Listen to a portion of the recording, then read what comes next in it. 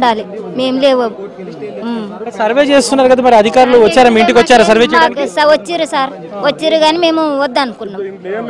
మాకేమొద్దు, ఏ double bedroom వద్దు, వాడేమొద్దు అని పాపం అనేసినాం.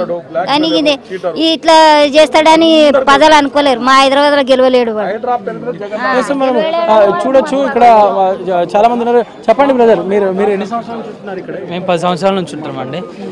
అయితే మూసీ హైడ్రోలో భాగంగా ఇవన్నీ చెప్పేసి ఇవన్నీ కూల్చేస్తామనేసి నిన్న సర్వేకి వచ్చారు.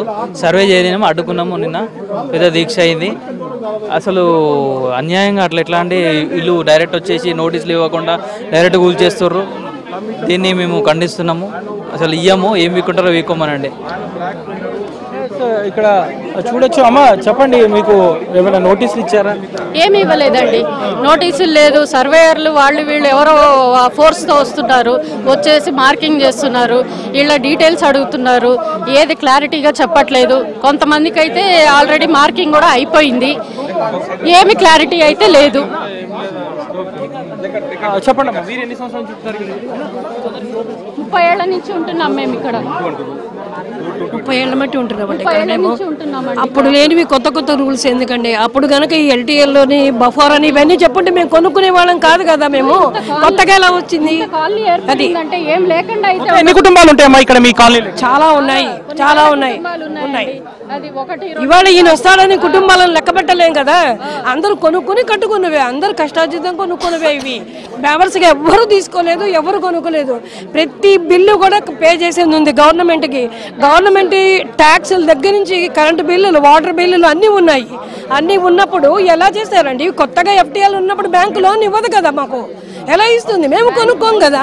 నైట్ అంతా పడుకున్నారా మీరు? అసలు హైడ్రా కూల్చివేతలు చేస్తారు. అక్కడ పడుకున్న శివరాత్రి అయినా బాగుండేది మాకు, అది కాలేదు. వీడి స్మరణ ఎక్కువైపోయింది మాకు. ఈయన ఎప్పుడొస్తాడో చీమ చిట్టుకుమన్న భయం పుడుతోంది.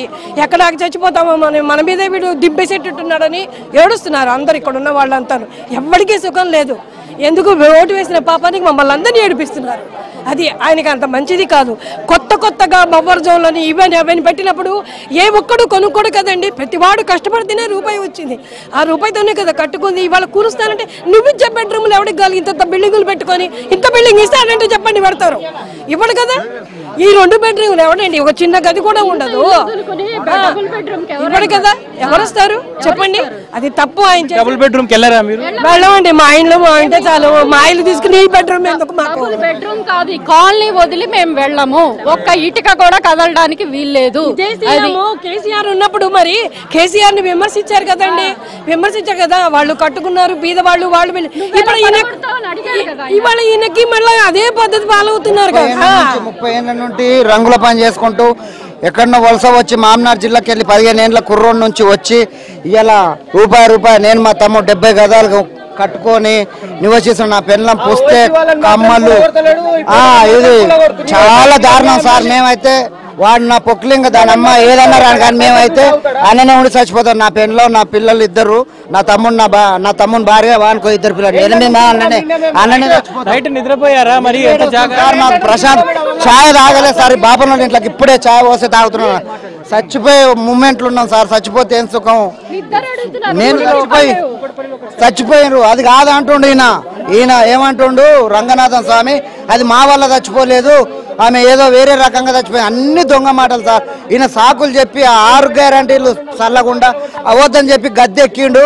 ఆ గద్దెక్కి లేనిపోని మమ్మలను అన్యాయం చేస్తాం సార్. మాకైతే మేము వాడు చంపినా సరే కానీ నా సొంత ఇంట్లో నేనే ఉంటా సార్. 30 రూపాయల కూలికని ఉంటే నాకు 48 ఏళ్ళు వచ్చినాయి. ఇప్పుడు నేను ఏడ కావాలి? నా కొడుకు 10th పాస్ అయ్యి మొన్ననే ఇంటర్మీడియట్ పోయిండు.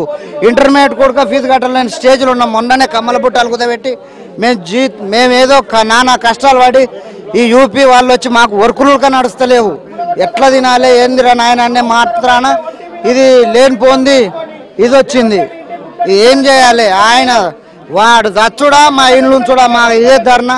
మేమైతే ఇంటికాడ కాపలు ఉన్నారు. తినే తిండే కూడు నిద్ర పడతలేదు సార్. మేం చేసేది మా ఆందోళనతో మరి హైడ్రా ఒక అడుగు వెనకేస్తుంది అనుకుంటున్నారా? అనుకుంటున్నాం స్వామి. స్పందన రావాలి. నిన్న విఠల రాజేందర్ గారు ఒక ఎంపీ గారు వచ్చి మాకైతే ఇది ఇక్కడ చెప్పండి సార్, ఏం చెప్తారు మీరు ప్రభుత్వానికి? ఇప్పుడు మేము ప్రభుత్వానికి ఒకటే డిమాండ్ చేస్తున్నాము. ఈ నాటకం ఏంది, జగన్ నాటకం ఏంది, హైడ్రా పేరు మీద ఒక హైడ్రామా ఏంది, మూసి రివర్ బెడ్ తోటి ఈ నాటకం ఏంది. రేవంత్ రెడ్డి గారు హైడ్రా పేరు మీద డబ్బులు దోసుకుంటున్నావు, బిల్డర్లను బ్లాక్మెయిల్ చేస్తున్నావు, హై రైజ్ బిల్డింగ్లకు నోటీసులు ఇస్తున్నావు, వాళ్ళతో స్టేలు తెప్పించుకొని బ్లాక్మెయిల్ చేసుకుని వాళ్ళతో డబ్బులు తీసుకుంటున్నావు.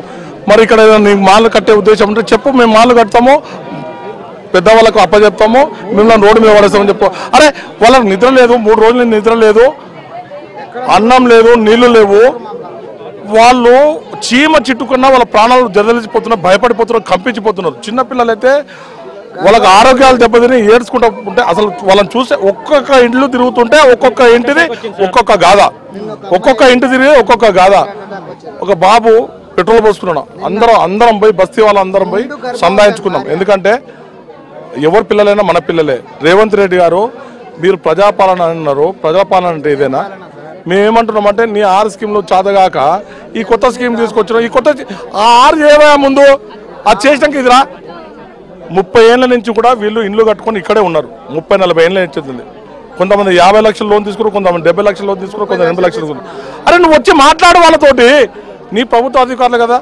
అంటే అధికారులు వచ్చి మాట్లాడడానికి ట్రై చేస్తున్నారు కానీ సహకరించట్లే, తరిమి కొడుతున్నారు కదా. మరి ఇప్పుడు అధికారులు సార్, అధికారులు వచ్చి ఏమబ్బా నీకు డబుల్ బెడ్రూమ్ ఇస్తే వెళ్ళిపో, నీకు డబుల్ బెడ్రూమ్ ఇస్తే వెళ్ళిపో. అది కాదు, డబుల్ బెడ్రూమ్ ఇస్తే వెళ్ళిపోతా అంటే ₹1 కోటి లోన్ తీసుకొని డబుల్ బెడ్రూమ్ ఇస్తా అంటే మరి మీ ఎమ్మెల్యేలు మీ ముఖ్యమంత్రి ఈ 5 ఏళ్ళ డబుల్ బెడ్రూమ్ లో ఉండు, వీళ్ళు కూడా ఉంటారు. నీ ఏమడి నువ్వేమో నీ సొంతం ఇంట్లో మంచిగా ఉండాలా, వీళ్ళు కష్టంతో కూడబెట్టుకున్న ఇల్లుతో కూలగొట్టుకోవాలా నీకోసం. Okay, thank you sir. మొత్తానికి అయితే ఇది ఇక్కడ సిచ్యువేషన్. ఇటు మూసీ పరివాహక ప్రాంతాల్లో అయితే ఇంకా హై అలర్ట్, హై టెన్షన్ కొనసాగుతుంది. హైడ్రా హై వోల్టేజ్ కూల్చివేతలు మాత్రం ప్రస్తుతం తాత్కాలికంగా బ్రేక్ ఇచ్చింది. ప్రస్తుతం మాత్రం ఇటు మూసీ పరివాహక ప్రాంతాల్లో అయితే ఈ రోజు ఎలాంటి కూల్చివేతలు ఉండవంటూ కూడా హైడ్రా చీఫ్ రంగనాథ్ అయితే ఒక ప్రకటన చేసినటువంటి పరిస్థితి ఉందని చెప్పొచ్చు. మరోవైపు ఏ క్షణాన హైడ్రా బుల్డోజర్లు తమ ఇళ్ల వైపుకు దూసుకొస్తాయో ఏంటో అంటూ కూడా ఇక్కడ ఉన్నటువంటి స్థానికులు అయితే ఆందోళన వ్యక్తం చేస్తున్నటువంటి పరిస్థితి ఉందని చెప్పొచ్చు. Vote studio.